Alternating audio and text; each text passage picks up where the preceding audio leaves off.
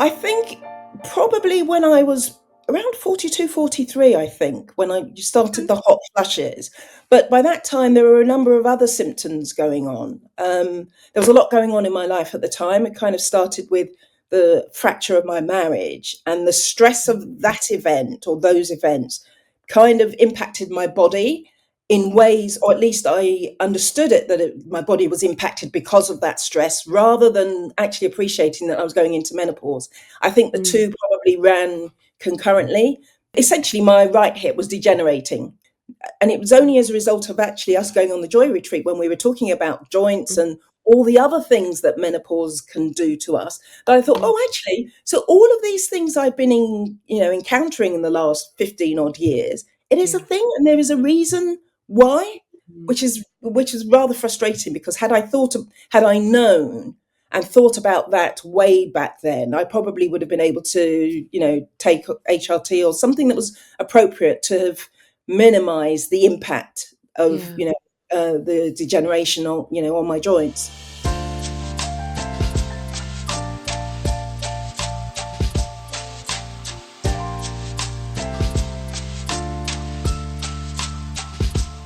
Hello, and welcome to Menopause Whilst Black, Season 8. This is the podcast that is committed to sharing the menopausal stories of Black people in any stage of menopause. And I am your host and founder, Karen Arthur. I am an author, an artist, a broadcaster, a radio host, and lots in between, a grabber of life and a lover of laughing.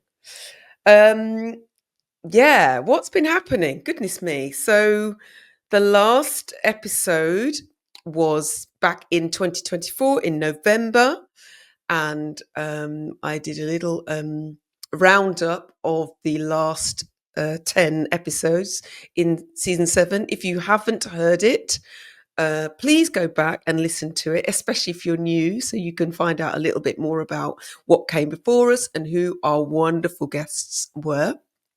And I would love you to like and subscribe to this podcast on Spotify, on Apple Podcasts, on YouTube, wherever you are listening, and comment if you love the episodes. Leave us a review. All of these things, these seemingly tiny things to you, mean so much to us, to help us reach the ears that really need to hear these wonderful stories. I have a new guest for you, obviously. I'm very excited to introduce her to you. So I will let you listen and tell you more about what I've been doing and been up to when we've finished. Listen, whatever you're going to do, however you are listening to this podcast, enjoy, and I'll see you on the other side. Bye. Well, goodness me, we are back. Menopause Whilst Black, Season 8 is in session. So who am I? I am Karen Arthur. I am the host and founder of Menopause Whilst Black, the podcast that is committed to sharing the stories of Black people in any stage of menopause. And as I've said, I'm a bit excited because we're on season 8. Who'd have thunk it? If you haven't listened, if you're new to this episode or you're new to this season, there are 7 other seasons, seasons 1 to 4, or on all good podcast platforms, and seasons 5 to 7 are also on YouTube. So fill your boots. So I have a new guest for you. Dee Asamoah is founding director of Cabot Theydon, a procurement consultancy which helps organisations develop processes and procedures to streamline buying activities and optimise spending power. She is also a fellow of the Chartered Institute of Procurement and Supply.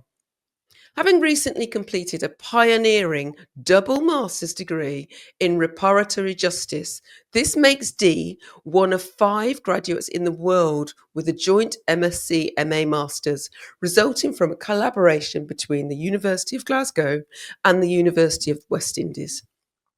Dee is currently developing a reparations consultancy that encourages organisations with historical links to the transatlantic slave trade to engage with communities descended from enslaved Africans and to agree reparative solutions, focusing more towards generational hearing.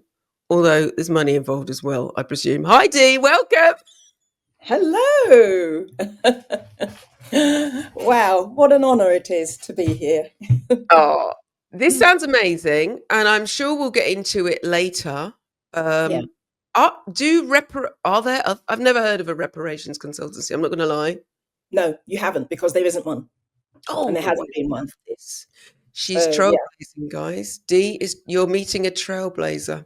trying to. So let's get into our questions. I know you had a look. My Yep. first question is my favourite. So, Dee, tell us about yourself. Who are you outside of your title? Okay. So first of all, I'd say I'm a 12-year-old in a 59-year-old's body.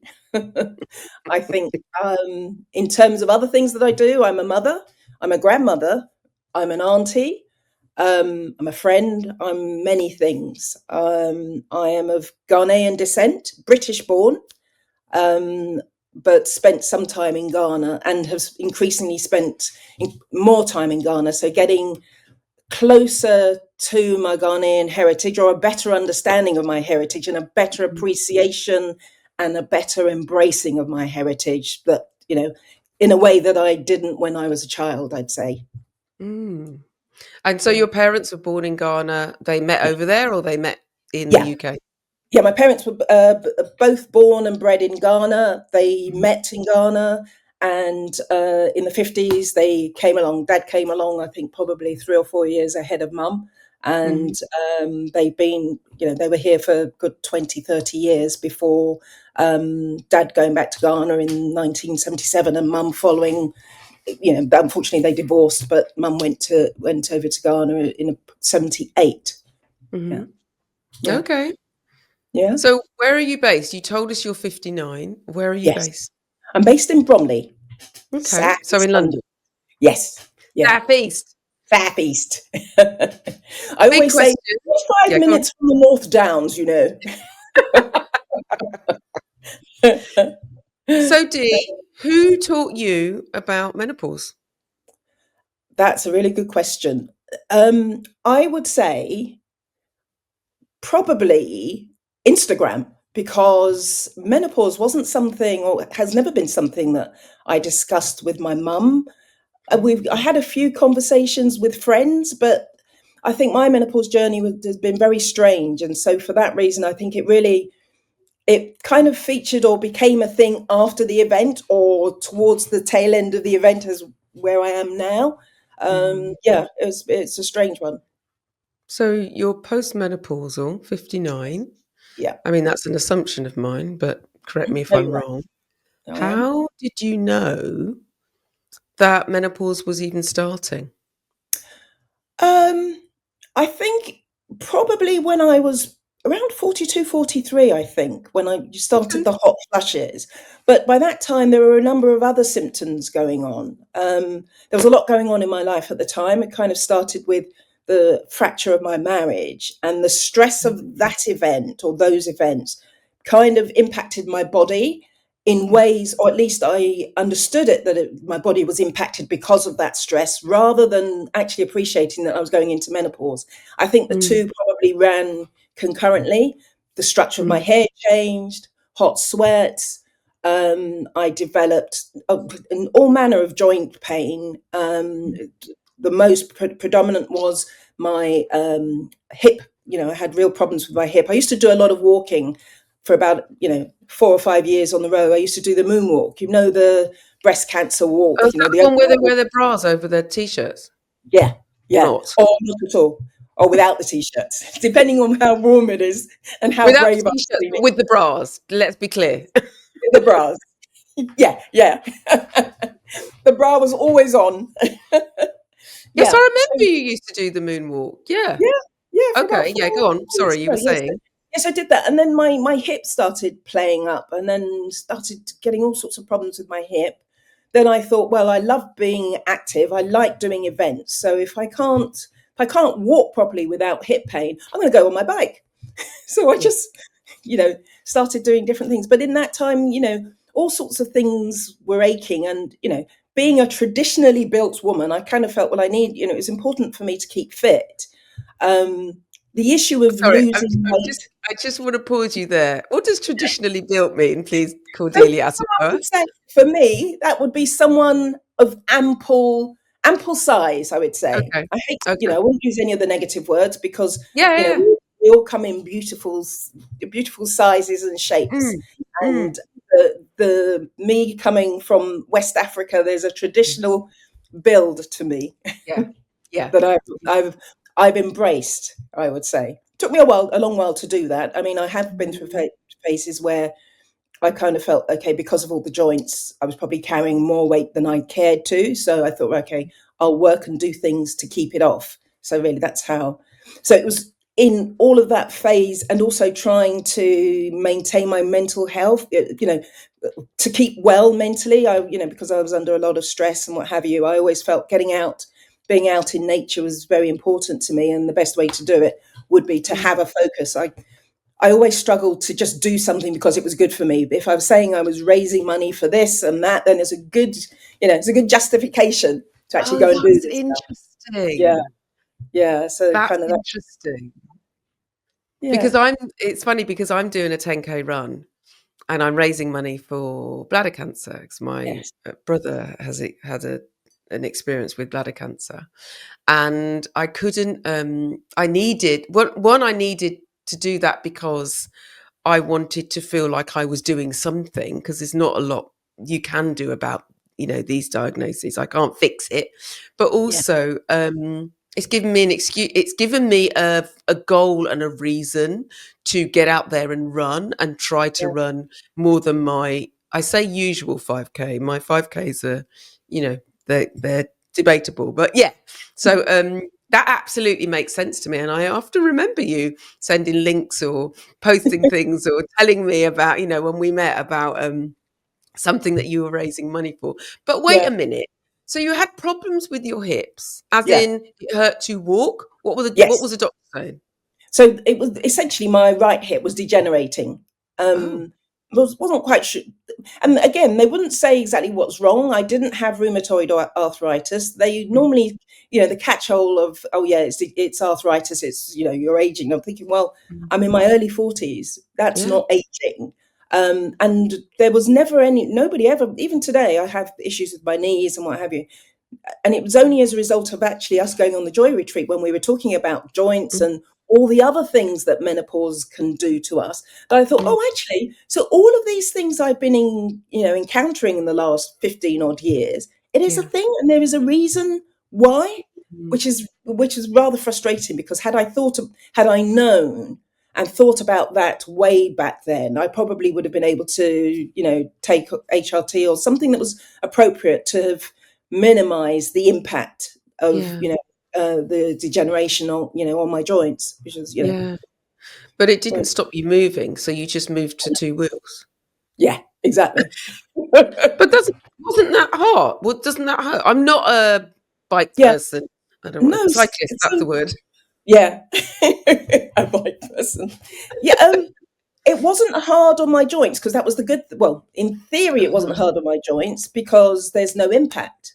Yeah. What was hard was just getting to a different level of fitness, doing something where everywhere you go there's a hill. And I hate hills. I hate speed, which is crazy. I hate going uphill. I'm Yeah. scared going downhill. So, Yeah. Yeah. that was the hard thing is of getting every day and every moment, putting myself out of my comfort zone. But on the other Mm. hand, it was brilliant. I loved Yeah. it, you Yeah. know. So And did you yeah. do it with people, on your own? Were you in a Um, group? Yeah, so I tended to when we would do when an event was coming up, a few people would gather around. But I had one friend, bless him, Andrew Squires, a wonderful guy who lived not too far from me, and he always used to say, he was a builder, an old god blimey builder. Say, Dee, we're going to go out, and we would go. So the two of us would spend hours cycling, and one year, when was it? I think 2016. We actually cycled to Paris. We did a Oh, wow. London to Paris ride. So we had to do lots of training and then do the 4-day cycle to Paris. Brilliant, That's excellent. amazing. That's Yeah, absolutely amazing. So you talked about your hip pain, yeah. and you were going to the doctors. The doctor wasn't making the connection between menopause or estrogen decline or anything like that. No. And so when did you get to a point where you thought, I need to do more? I need to do something else about this to do with your hip? Actually, it was after London to Paris, because what had Okay. happened was, having done all the cycling, I was sitting in a way to compensate, because it then, although it wasn't, what it started to do is the pain. I was actually sitting away from the pain, Right. and Overcompensate. ordinarily, yeah, Yeah. yeah, I did all sorts of things to compensate. I developed a limp and all sorts of things like that, Mhm. and so what I was doing was sitting in the saddle, but I was sitting away, but putting all the pressure on my left side. So on the last day of the ride, I damaged my ulnar nerve, the nerve in my two fingers, and I couldn't hold Oh, wow. the handlebar. The last Yeah. day, I was kind of Mm. just, so then had to strap it to the handlebar. And at that point, I thought, Dee, I think you better do something about this hip because this is Yeah. ridiculous. Yeah. So the only solution was to have a hip replacement. And I was told, it took 8 years for me to get in my head to say, yes, I'm going to finally have this hip replacement. But when I finally did it, it was, life changing. I thought, oh, why didn't I do that before? Yeah. What took you so long? um, I felt, first of all, because there was nobody gave me a real reason to say, this is why you feel like this is why you're in Mm. pain, and Mm. this is what's causing it. So if you don't know what's causing it, it just Mm. felt counterintuitive just to cut out my hip, you know. Mm. So Wow. it was only to a point where I understood that actually not having a new hip is having this other impact on your life. So you Yeah. actually do need to do something. So I almost, my body created the ideal explanation as to why I needed to have the hip Mm. replacement. That's really kind of where Yeah. I got to.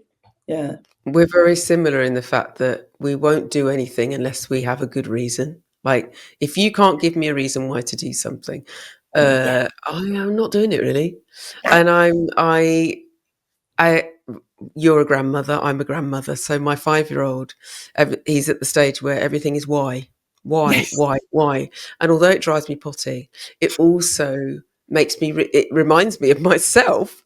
Yeah. But when I was 5, I didn't have a recourse. There was no way I was going to be saying that to my parents because Yeah. it was literally because I said so, you know. Yes. But it's good to have this knowledge and it's good to have this understanding because you went into this hip replacement. How old were you? At that time, so 2017. So what that made that when I was 52. Right. So you went into this with full knowledge, knowing, and now you're saying that you thought, well, why didn't I do it before? So Yeah. when did you make the connection? Different question, sorry. Mhm. How did you know that your menopause was starting? You mentioned hot flushes and you mentioned joint pain, but were you making the connection? Because I presume you're at work at this point. Yes. What Yeah. Very was much. going on with work? So work was full on. There was a lot of stress. I was working at that time. I said that when I started, or when I was in the thick of my what's the word? The thick of battle, I think is the way I'll describe it. I was working for a former defence company that was going through an IPO to become a commercial company. So very Okay. busy. I was their head of procurement, and we were trying to essentially upskill from a public sector organisation to Mm. become a private organisation. So there was an awful lot. My team were based in Farnborough in Hampshire. I had an office in Bromley, but still was commuting at least 2 or 3 days a week. The usual thing of kids, two kids doing different things in schools and what have you. So life was just very busy. So the time to actually sit down and think, this is what's going through, this is what I'm going through, there wasn't much space, or Yeah. I didn't allow myself much space. What I had found is, obviously, I think I alluded to earlier, with the breakdown of my marriage, having been a child, having my parents having divorced as a child, that was definitely not what I wanted for my own kids. So when I had the fracture, I did absolutely everything I could to Mm. try and maintain normality for my kids. There's so many things that I thought, I'm not going to do this for my kids, so I'm not going to. So whilst I would never, everybody has to, obviously, when they find themselves in a situation like that, where a relationship breakdown, you've got to work through it in your own way. But for Mm. me, whilst I would say I would never stay together just for the kids, the Mm. same time I felt that my kids should not suffer as a result of about Mm. bad decisions that we as parents have made. And therefore, to some extent, I did an awful lot of not covering, but Mm. I did an awful lot to ensure that whatever was going on in my marriage wasn't impacting the kids until such time as it was necessary for it to. So Yeah. kind of with doing all of that, there wasn't, realistically, I didn't give myself enough space to acknowledge even I was going through the menopause. Mm. It was just individual symptoms like, bladders and urgency, needing to spend a penny. So you'd be doing all these long walks and these cycles, and I've got to go, jump on the bike and find somewhere quickly, all of those sorts of things. But and even now, when I think back, I think that's wild. All of Yeah. these things were going on in your life, and you didn't stop to say you're going through menopause. Mm. I just thought it's because I'm stressed and because of, rather than think, Mm. okay, let's put all of these things that are going on with your body Yeah. together and get an understanding and maybe get some help. I mean, I got help. I was very, I'd say transactional about it. Do you know what I mean? Okay, my Yeah. hip hurts. I'll talk about my hip. Yeah. I can't, You're very practical. yes, Yeah. yeah. But Yeah. what I tend to do, I say professionally, I always try to say strategic. What's the bigger picture? What do we want to achieve? All of those Mm. things. But personally, I just thought, okay, deal with that and move on. I haven't got time to deal with X, Y, or Z. Um, This is so, important. This is what you're talking about.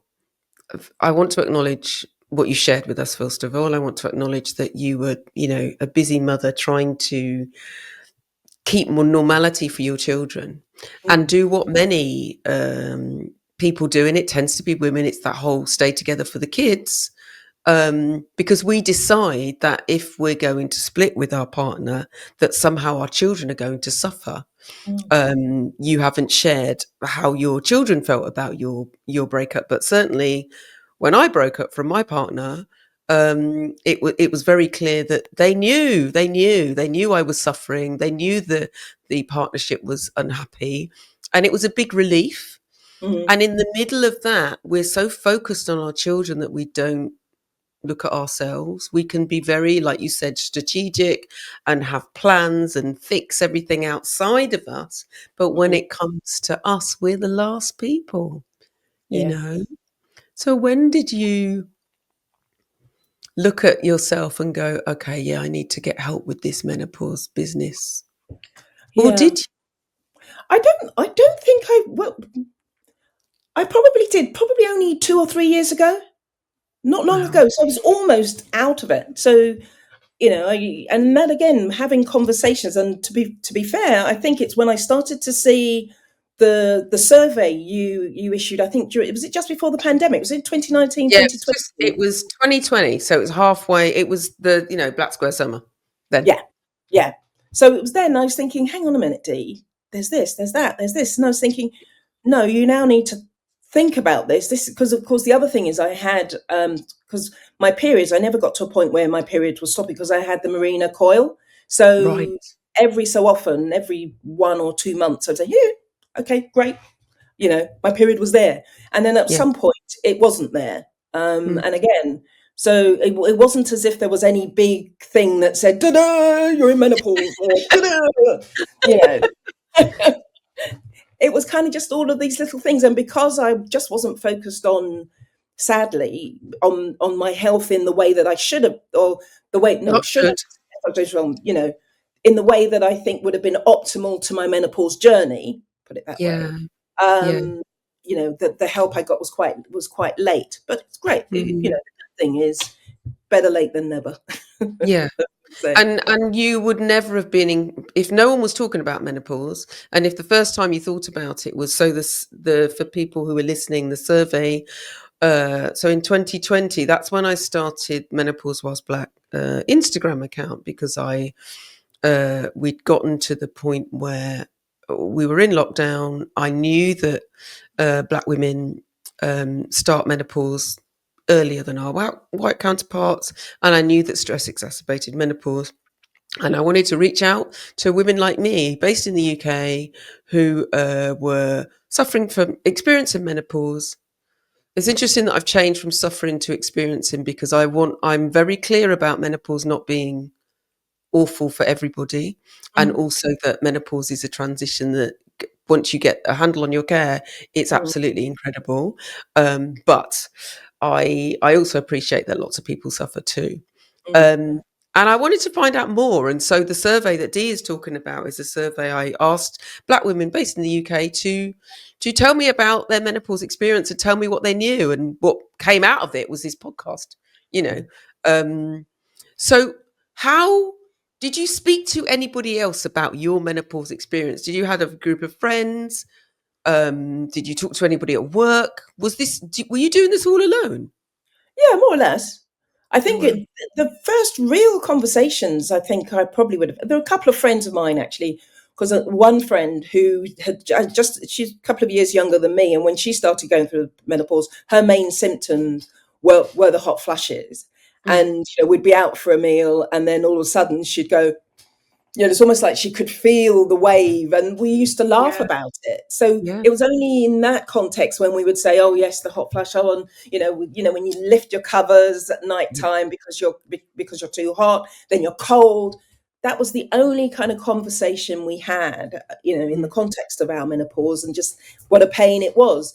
I don't think we even talked about. I think at that time there was a lot of talk about HRT in the media and Okay. what have you. But I think actually this particular friend did opt to go down the HRT route. But I think for me, by the time we were having these conversations, I thought, oh, been there, done that. It's Yeah. probably not an issue. But Yeah. here I am now. I think probably 3 years ago, I finally started getting the HRT, the Mm. pessary, principally Mm. because it's great in managing my bladder symptoms. So Mm.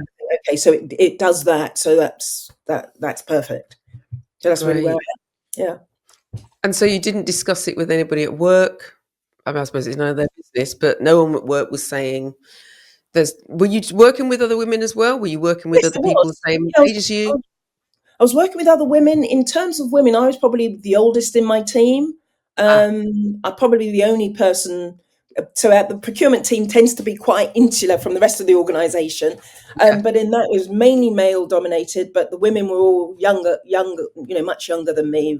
Relative, whippersnappers. Mm. So it never came up as a discussion point. I Mm. remember from a work perspective, many years ago, probably one of the first companies I worked in, there was a couple of older women in there. And I remember one older woman who definitely started to suffer from her symptoms, mainly in terms of her sweats were, day and night. And I remember that she was almost a source of ridicule, which was really sad. I used to find really sad because you Yeah. could see she was struggling and what have you, and there wasn't much sympathy for her. This was way back in the 80s, so Mm. granted, like 80s and early 90s, so when life was very different.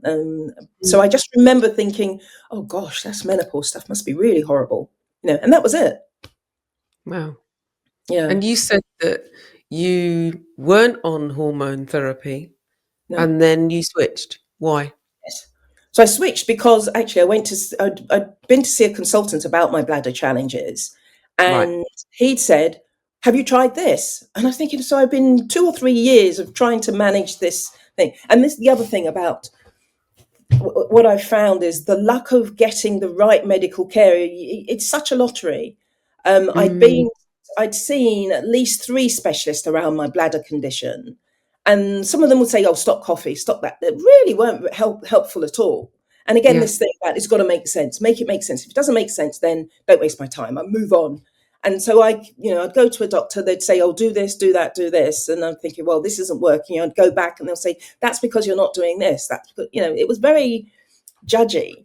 And So what's do that, do this, do that? Is it like pelvic floor exercises? Is it don't drink certain things? Is it don't drink, tea at, I don't know, 8 o'clock at night? What were the things that they were asking you to do that definitely weren't working? yeah, don't drink coffee, don't drink tea after 2 o'clock in the afternoon. Mm. Don't drink spicy food, Yeah. all the things that I like to do, to be honest. um, but I did, at one point I stopped all those. I'd follow all the advice, but it still wasn't having any impact. So I'm thinking, well, Mm. that's not working. Yeah. And yes, doing the pelvic floor exercises, but again, that still didn't do much for my overall symptoms, and I just learnt to deal with it. And then it Yeah. got to a point, and I think I may have had a conversation with someone, and they mentioned that they'd gone to, it was a St Helier hospital. They said, oh, there's a great consultant there. See if Mhm. you can do an NHS choose and book and go and see, this particular consultant whose name, unfortunately, I can't remember. He was Mm. great. And he said, yes, this is something that many women in menopause, but again, as I say, this was only probably 3 or 4 years ago, maybe 4 years ago. He'd said, try this. This will make a big difference to you. So I did that alongside, there's a supplement, I don't know if you've heard of it, Jude, which is a soybean. Yes, I have. Yeah, I've so got their those two. knickers. I've got a Oh, pair of right. their knickers. Yeah. Excellent. And yeah, so that works really well for me. Oh, Yeah, that's and good to know. That's yeah, good to know. And so so it was topical estrogen he gave you, or were you pessary. taking You Pessary? put Yeah, it sorry, vaginally, you did yeah, mention. yeah. Okay. And how long did that take to work? Couple of Do you weeks. remember? Oh wow, a Yeah, couple of weeks. yeah. Oh, amazing. Initially, he said, for the first 2 weeks, I think I was using it every day, and then after that, you do it twice a week, and Mm, that's what I do now, mm. and it seems So to, you'd reached, where are we? Mid-50s, just gone yeah, mid-50s. yeah, You started taking this, you've got a handle on your menopause care.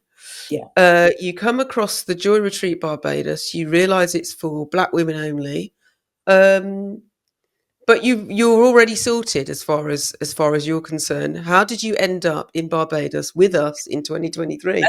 What Well, what what led you there? that's an interesting story. I hope you've got time. I have, so, I have. so it started. So in the January of 2023, wasn't it, that we went? What we Yeah, went? Yeah, yeah, yeah. 23. In the So, January, or in the December, actually, a cousin of mine who lives in America had, because of all the stress and things that had been going on in my life, she rang me and she said, right, book yourself a ticket and come and see me in January, because she knows that I hate January. I find it very difficult for oh, so same, many reasons and what. same girl. So this January 23, so I'd already seen the details of the Joy Retreat. And when I looked at it, I thought, oh, Karen's doing this. I've always wanted to go to the Caribbean, always wanted an opportunity to.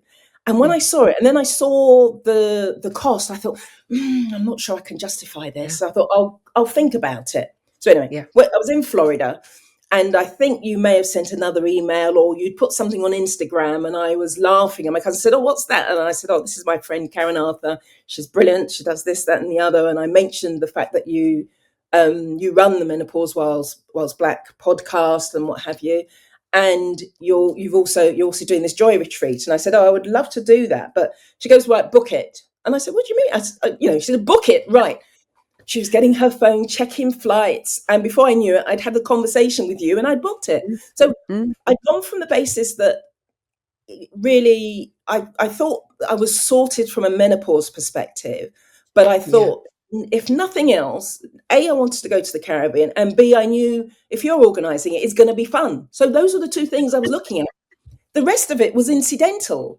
Mm, The thing about Black women, because I've been obviously born and bred in the UK, a lot of my formative years, I spent an awful lot of time with a white couple, Mummy mm, Hilda and Daddy Vic Smith. They they kind of looked after us whilst our parents were working. So we used to call them our foster, using inverted commas, foster Yeah. parents, but they were very much almost the relationship we had. They were like the grandparents that we didn't get an opportunity to meet or to know, as it Mm, were.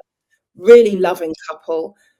Then there was also John and Bridget Newbury, who I spent a lot of time in when I was doing my A level. So I spent a time with a lot of predominantly white people, apart from obviously my Ghanaian family and other friends of the family.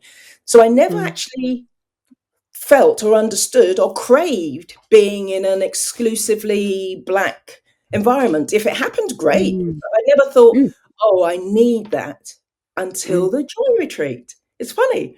So mm. that's how I came to come, to join the joy retreat. But boy, I never looked back.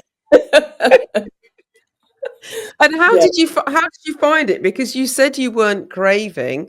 For yeah, me, that part of it is the most important part. yeah, Um, yeah. How did I? being around like-minded people. What changed? I'd say, first of all, I would say it was one of the most life-changing trips I've ever done, or things I've ever done, in the sense Mm, that it was really weird, because I think in the when the George Floyd issue arose during the Black Lives Matter in 2020, there were a lot. I would say there were a lot of things that I didn't understand and didn't know. Partly mm, because probably the way I was brought up, and there was just a perspective and an understanding of how the injustices of the world, mm, how yes, I'd encountered racism, but mm, I in times when I've encountered it, I just thought, well, that's on you, mate. I didn't really realize how pervasive and mm.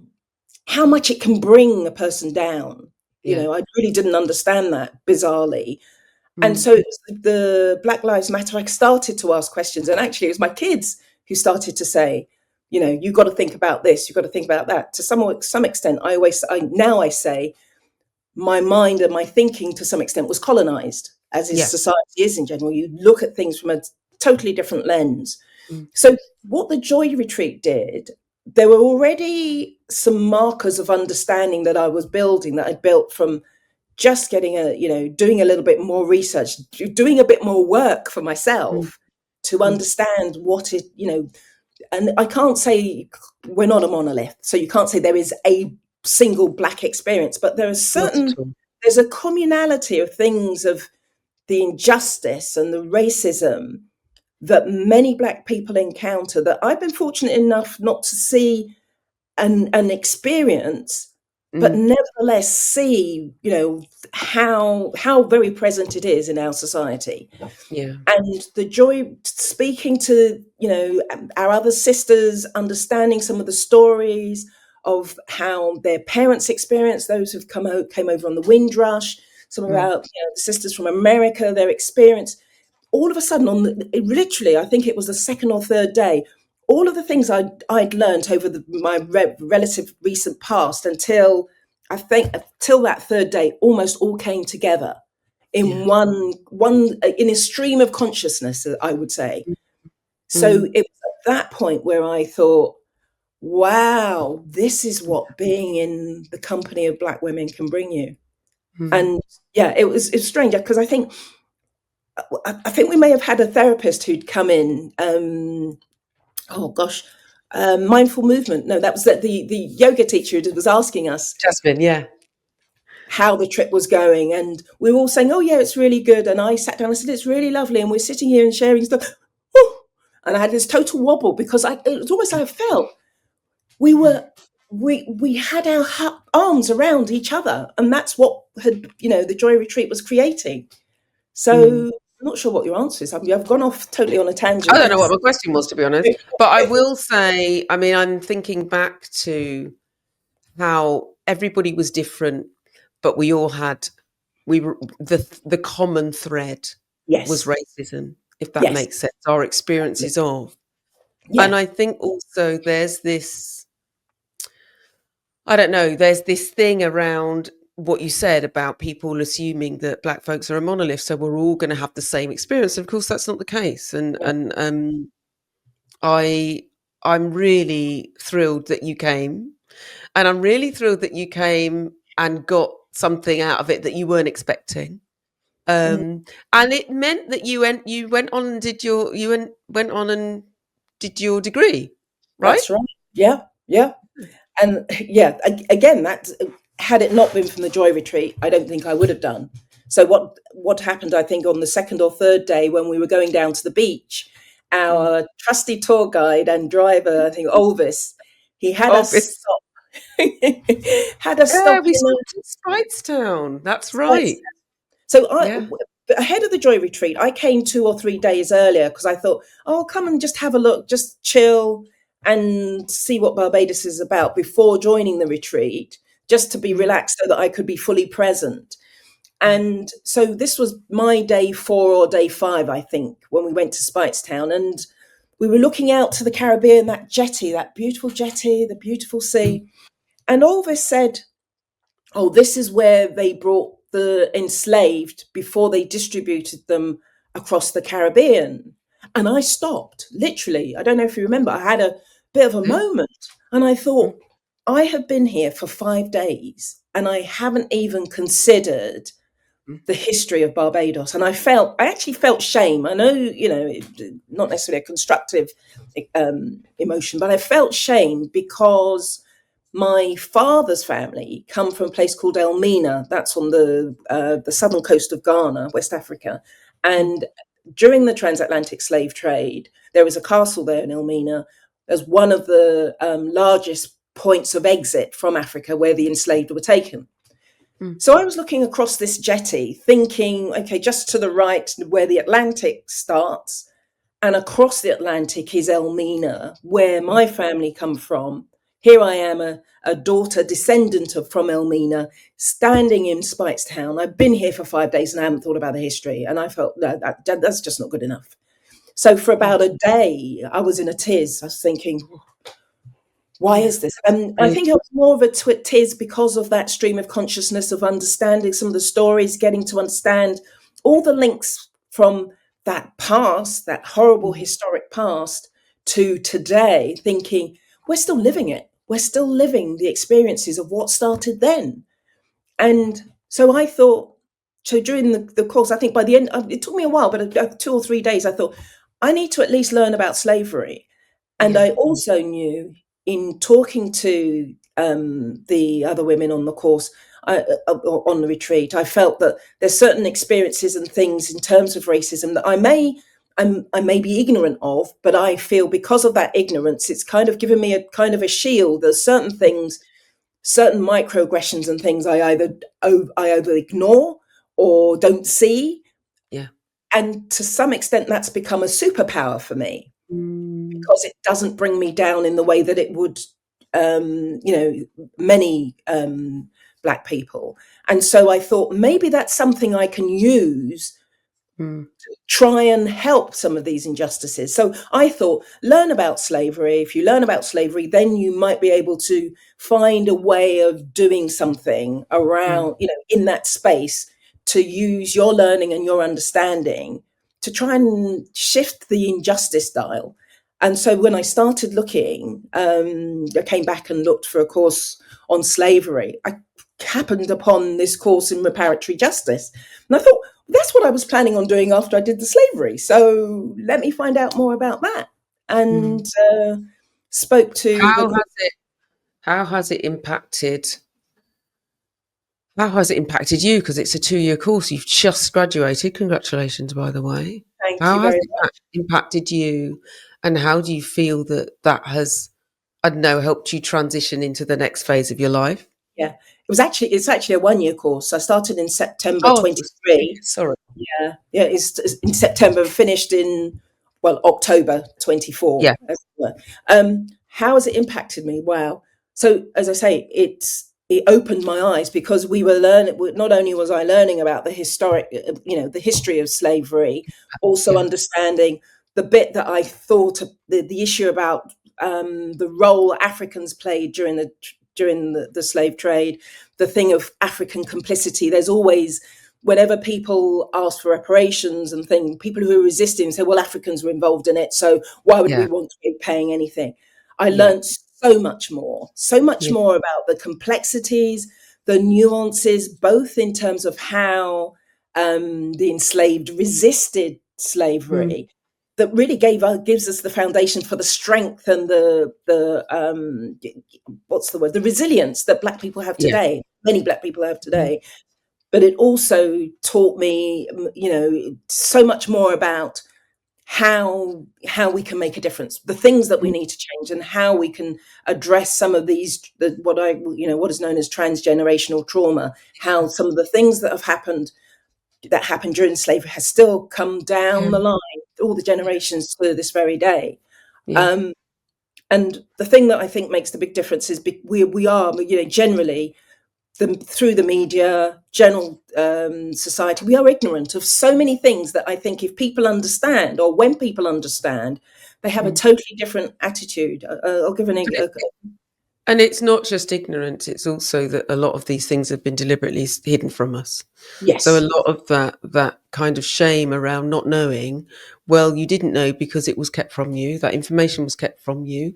And what's important is that once you do know, that you do better, and that you it's on us to do our own research, because no one else is going to do it for us, you know. exactly. And and the change is around your confidence. It's Mm, around the way that we carry ourselves. You know, it's so much more. It was important to me that the Joy Retreat was in Barbados because that's where my parents, where my mother mhm. was brought up, where my father was brought up, and I wanted to honour my ancestors. And I remember, people have asked, oh, well, why Barbados? Why don't you do it somewhere else? Well, I might do it somewhere else. I might do it in Ghana, for example, another Yeah. time. But right now, this is about my ancestors and the women who came before us, who did not have the opportunity to know about their menopause, to talk about their menopause, to talk about their sexuality, or any of those things Mm, that we are, I think, lucky enough to be able to do, today. mm, Um, so we've talked about you a little bit about your menopause journey. We've talked about that you take some medication. What else helps you? You talked earlier a little bit mhm. about walking helping your mental well-being. Yeah. And I wondered if you have some kind of routine. Do you have some non-negotiables, some things that you do every day or almost every day that are like, okay, this is how, and now I'm going to get on with the rest Yeah. of my day? Would you share Yeah. them? Yeah, at least 5 days a week. I walk 2 or 3 miles. So Okay. and in those 2 or 3 miles, it will vary. It'll either be, if it has to be a street walk, it has to include a park. So I'll Yeah. walk through a park and just take in the greenery and the landscape. I'm a great one for landscapes. So I do love hills and what have you. And we're lucky enough to have some farmland not far from us. So I might walk down to the farmland and do a walk through the woods. So I do that. I also, on a couple of mornings a week, do a boot camp. So this is about obviously Okay. trying to maintain strength. So again, it's in a rugby field. Come rain, shine, snow, we're out there. I've been doing Wow. that for about 6 months. So I do that twice a week. So, and only because I manage, right now my schedule is such that I can do it. Mm. But the non-negotiables is that whatever happens and whatever I'm doing, even when I'm away, I always make sure that I'm out in nature walking for at least a couple of miles, 5 days a week minimum. What does that do for you? Why is that so important to you? I suppose it makes me feel grounded.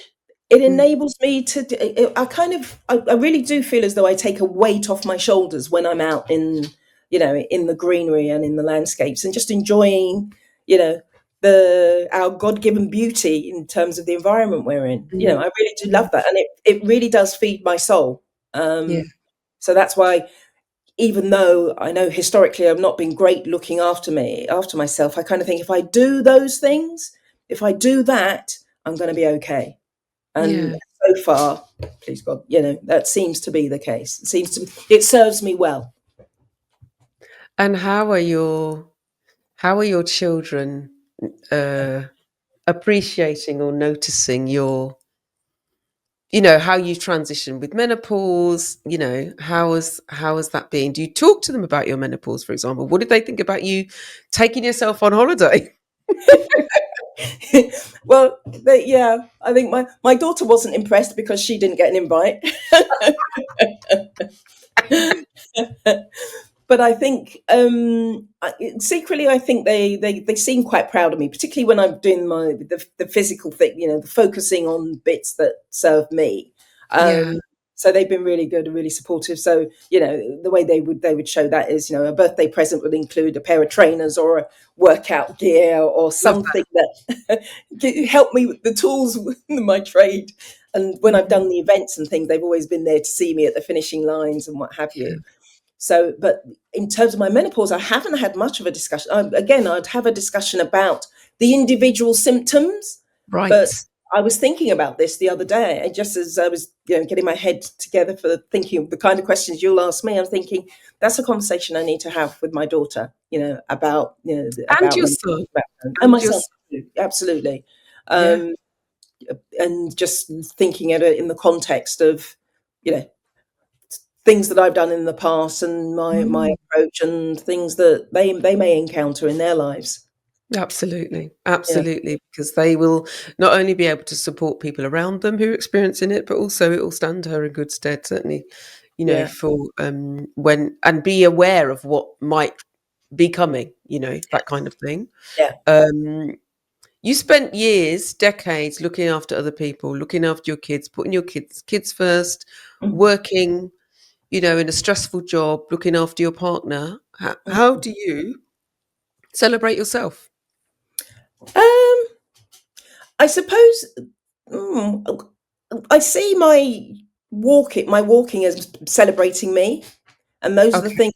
That's the non-negotiable. Every now and then, if I'm out and about, I love smellies. I love, candles and what have you. I'd buy myself a candle. I'd light it, low lighting, put music on. Mm. Yeah, I suppose I do these little things, give myself little treats every now Mm. and then, just to say, yeah, do you deserve that? You Did know, you celebrate your graduation? we did. I haven't done anything on my own yet to celebrate, but Mm. that will Mm. come. I'm trying to work out what I'm going to do with that. Yeah, I think it's time. I think you need to Yeah, think about that. yeah. But my kids So treated me on the day, so so that was a good oh, one. that's lovely. So you love Yeah. your smellies. What's your go-to smell? What's your I go-to? think at the moment, yeah, is it either White Company or M&S? One of them do a calm, which is kind of a Oh, okay. lavendery sandalwood mix. It's really So lovely. Really yeah. scent. Yeah. Okay.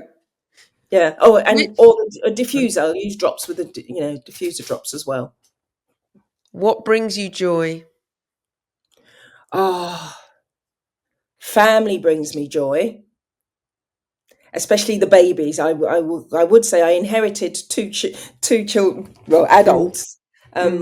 My cousins' boys, they also have children as well, and when they Okay. all get together with my granddaughter and the other grandbabies, when they all get Mm. together and they're playing and they're just being them, Yeah, that's what brings me joy, I would that's say. So lovely. that's one thing, and music.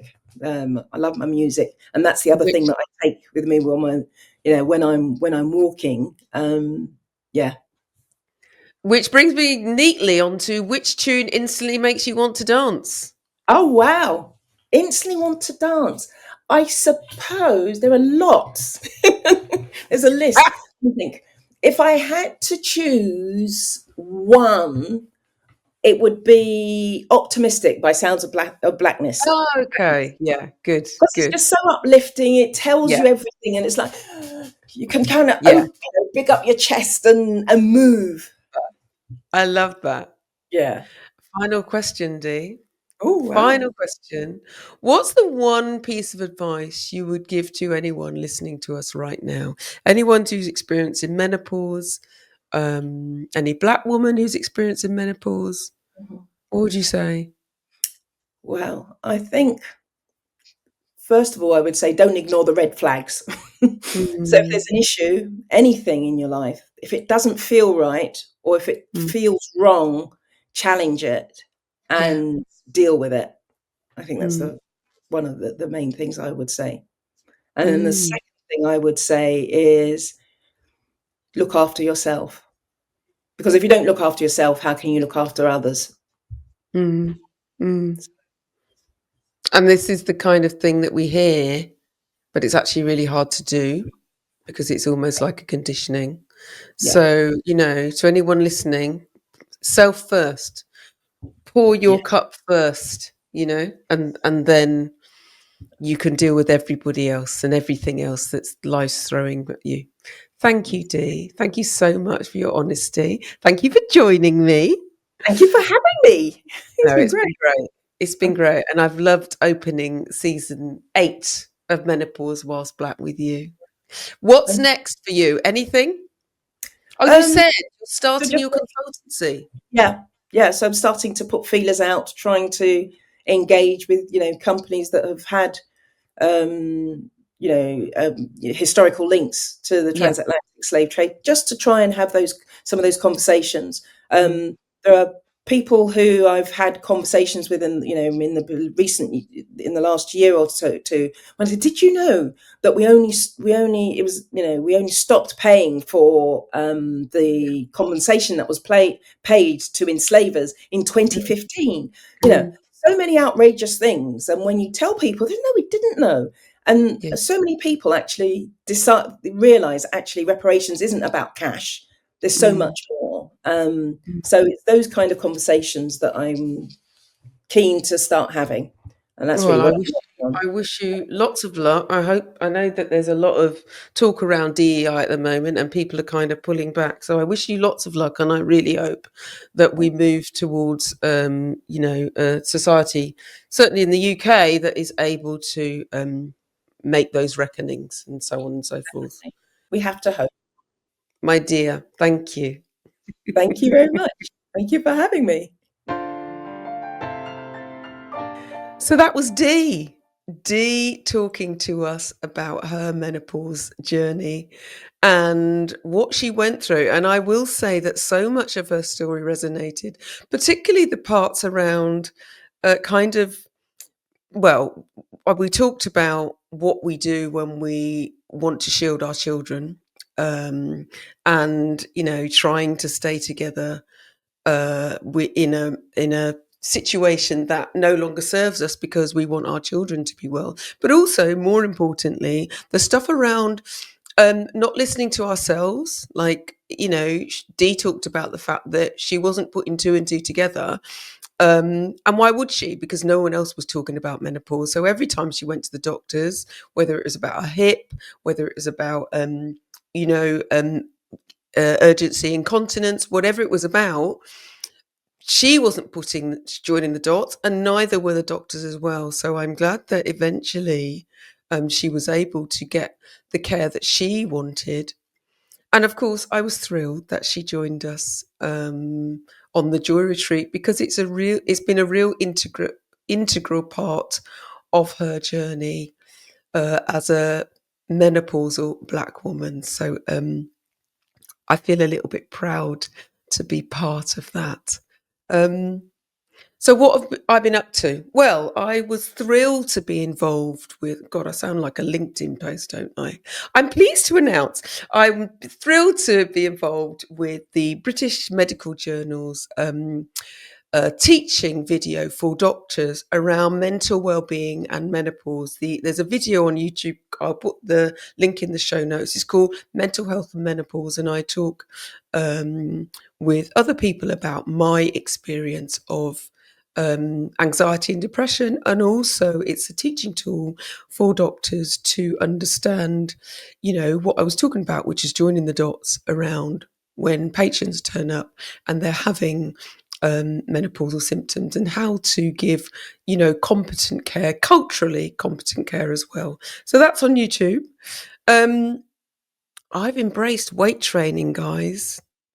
I realise I've had weights for a long time. I don't know whether I've told you the story. I probably have, about the fact that I bought some weights from Argos, and to save the piddly amount it was for postage, I clicked click and collect, and sauntered down to a half an hour to the Sainsbury's to pick up my 5 kg which ended up being 10 kg, which I hadn't worked out that 2 times 5 is 10. But anyway, box of weights, and didn't realise how heavy it was, and ended up taking 3 times as long to get home, having to stop halfway in a restaurant to get my breath back, and then get in a bus the rest of the way. Anyway, I've been doing weights. What I thought I was doing was weights, kind of making it up as I went along. But I was really having a session, oh God, once every 3 weeks, which is not doing weights, is it really? And since then, I put a plea onto Instagram, and I was asking people, what do you do? Like, how many reps? How heavy should I be lifting? How often should I be doing it? And the wonderful Michelle Griffiths Robinson, Olympian, came to my rescue, and we did a live where she took me through my paces, literally. And since then, I found a session that works for me. I like my fitness to be local or free or both. And I like a variety. And if I get bored, I'm not going to do it. And certainly I found weight sessions that last between 20 and 25 minutes where I, work up a sweat. It's also hard to do. Works for me. And the common wisdom is to do at least 10 minutes of weights, but more if you can, 3 or 4 times a week. It takes no time at all. You work up sweat, as I said, it's hard. Your heart rate gets going, and then it's done. And I think that I was patting myself on the back one day, sitting on the train, thinking, oh yeah, I did my weight session. I was feeling really smug about it. And then it dawned on me that I've got to do it 3 times a week for the rest of my life. And it kind of brought me down a bit. But I read somewhere this morning, someone said, let me find it. I'm going to read it out. It says, working out is so much fun when you stop seeing it as a chore and more like a continuous love letter to your body. Isn't that lovely? And so that's the energy I'm taking into the rest of my fitness, and certainly the rest of my weight training, which I'm still getting used to. And at some point, I'm sure I will start to love it and appreciate it more, possibly when I start to see gains. What else? I decided to set myself a challenge this year. Every year, I set myself a challenge. I'm 63 next week. By the time you're listening to this, and I decided to set myself the challenge of running 10 kilometres. So I'm doing a 10k race in Regent's Park in the UK with my good friend Sharon Walters, who was a guest on the podcast in previous seasons, and also hopefully with my daughter, my eldest daughter Kareem as well. And the reason I'm doing that is because I'm also raising money for bladder cancer, because my brother has had an awful experience with bladder cancer and several operations and chemotherapies. And I felt like I wanted to do something towards this, and to, because often with these things, we're used to fixing things. And obviously this is something I can't fix. But I felt like I needed to do something. And so this is my little homage. If you want to sponsor me, you have a week or so. I'll put the link in the show notes. But if you don't, I just want you to cheer me on at 9:00 on Sunday, the 6th of April, and send your energy to Regent's Park, because there will be an almost 63-year-old postmenopausal Black woman huffing and puffing with her friends and family around a course and questioning her life choices. That's it, really. Oh, no, it isn't. Oh, no, it isn't. I'm in a panto now. I'm embracing this new chapter of my life. I wrote a book, and it came out at the end of October 2024, Grandma's Locks. It is an ode to black hair, natural black hair, and embracing ourselves in all our diversity. and celebrating as well through the love of a grandma, that's me, and her grandson, which is my grandson. And it's beautifully illustrated by a wonderful artist who lives in Manchester called Camilla Rue. If you haven't bought it, why not? Please run to bookshop.org or your local bookshop. I'm a big champion of local bookshops. Or to your library and ask them to stock it. Grandma's Locks, no K on the end. And the US publishing date is soon. It's going to come to my head as I speak, the 10th of June. So if you're based in the US or the Caribbean, Grandma's Locks is coming to you soon. How exciting. So yeah, that's me. And also, that's a testament to getting older and doing the things that you love. At the beginning of this podcast and each episode, I always introduce myself and I always say, what I'm doing at the time, an author, a broadcaster, an artist, all that kind of stuff. And in the past, I've said I'm a model. Before that, I said I was a fashion designer. And who knows what I'll be saying next year. And that's the beauty of getting older, is that, I don't know, it gives you maybe a kick up the bum. Once you've got your menopause care on, a handle on that, it can give you a kind of renewed energy to try lots of different things. And I hope anybody who's listening to this who is worried about entering menopause or worrying about it being, the end of an era, or worried about what's coming next, just hold on to this example. But also there are examples of so many other people out there who are absolutely bossing this time of life in their 50s, in their 60s. They're starting businesses, they're doing new ventures, they're getting stronger, they're smashing the patriarchy. Listen, it's all going on. And I look forward to more and more people joining our ranks as they move into this phase. And finally, the Joy Retreat Barbados. We are about to close the doors to the 2025 Joy Retreat Barbados, the world's first retreat for Black women in any stage of menopause. We will be going. It's from the 28th of April to the 5th of May. There are a couple of spaces left if you would like to join us. Please go to my website, menopausewhilstblack.com, the Joy Retreat, or you can drop me an email at hello@menopausewhilstblack.com. I had to think about it then. Or respond to this and it will get to me somehow. If you want a discovery call, just to check, to do a vibe check, you can also do that.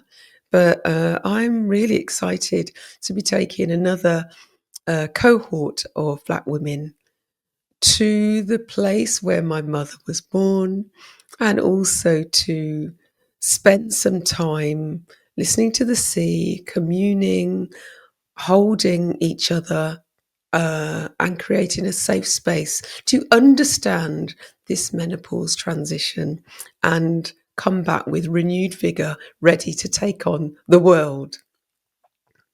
That's really it now. As I always say, like, subscribe, share in your WhatsApp groups, on your social media platforms, on LinkedIn, keep talking about menopause. There are people who still don't understand what they're going through, and there are Black women who do not understand the power of this transition. And this is what we're trying to do. We're trying to reach them. So look after yourselves, drink your water, slather the SPF on, especially as the sun is staying in the sky longer and we're getting warmer weather. And go gently, won't you? All right, take care. Bye.